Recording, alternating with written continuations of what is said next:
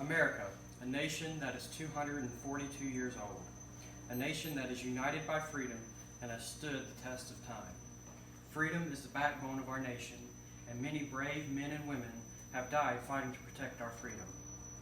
In our nation, men and women are free to worship any religion of their choosing, without fear of persecution. Religious freedom was one of the most important things to our forefathers. It's one of the reasons why we separated from Great Britain. But an issue which is almost as old as our nation exists. Where is the line that separates church from state? I believe I have a unique perspective on this topic because my father is the Protestant chaplain at the Armed Forces Retirement Home in Gulfport, Mississippi.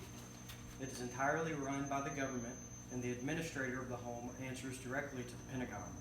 So not only does my father work as a chaplain of the Protestant faith, but he also works for the government. There are many aspects surrounding this issue. There's three that we'll discuss today.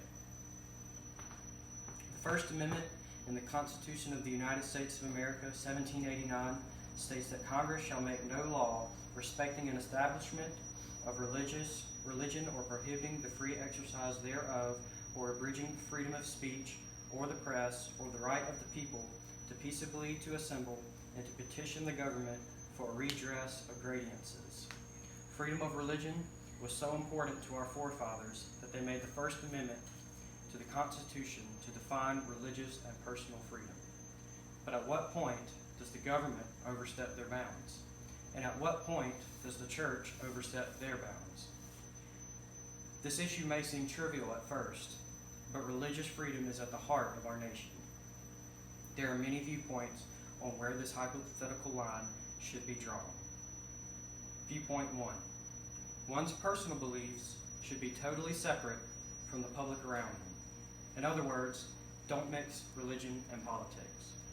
People who have this viewpoint believe that there must be total separation between church and state. One's personal beliefs should not be forced onto anyone.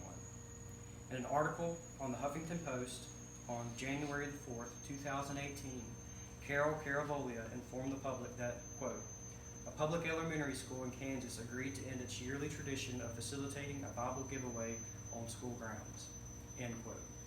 Due to complaints filed by concerned parents to the American Humanist Association, the school decided to stop allowing the Gideons to distribute Bibles throughout the school.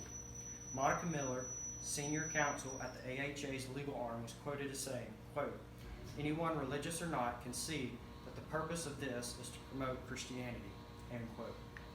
People who hold this viewpoint believe that it is a violation of First Amendment rights, and people have the freedom of speech, but they cannot force those beliefs onto anyone. Viewpoint number 2.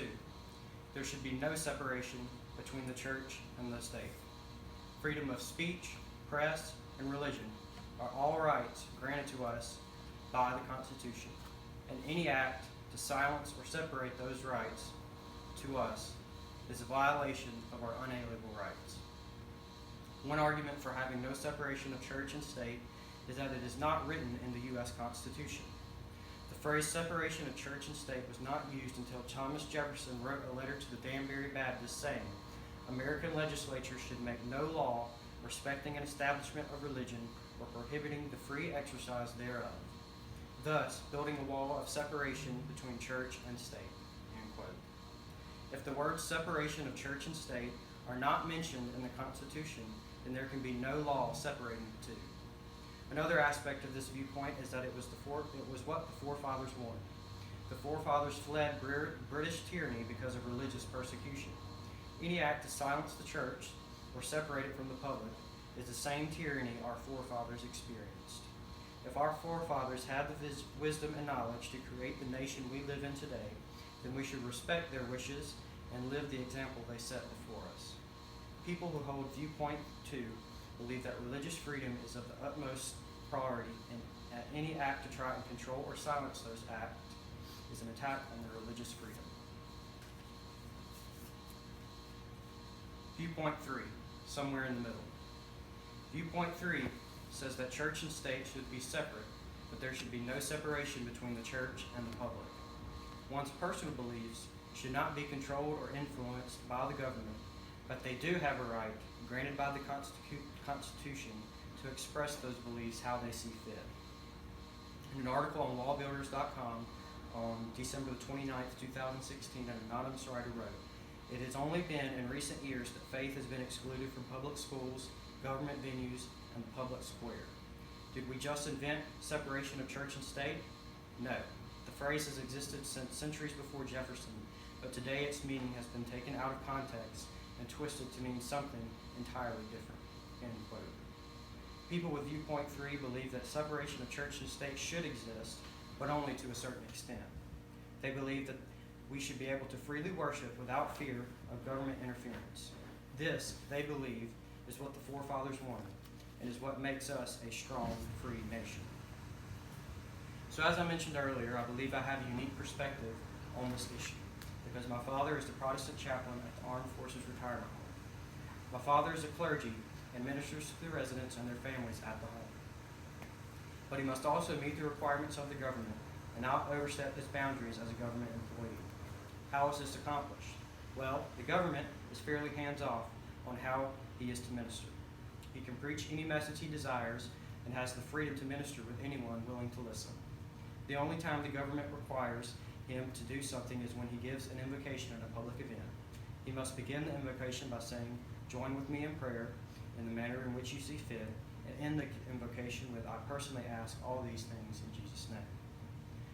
This excludes the retirement home from being affiliated with any religion while still having a religious ceremony and prayer. So what is the separation of church and state? Ultimately, it's an issue that I think everyone must answer on their own. In this nation, we have freedom of speech and religion, and I don't think anyone is trying to take that away. But I believe that there must be compromise.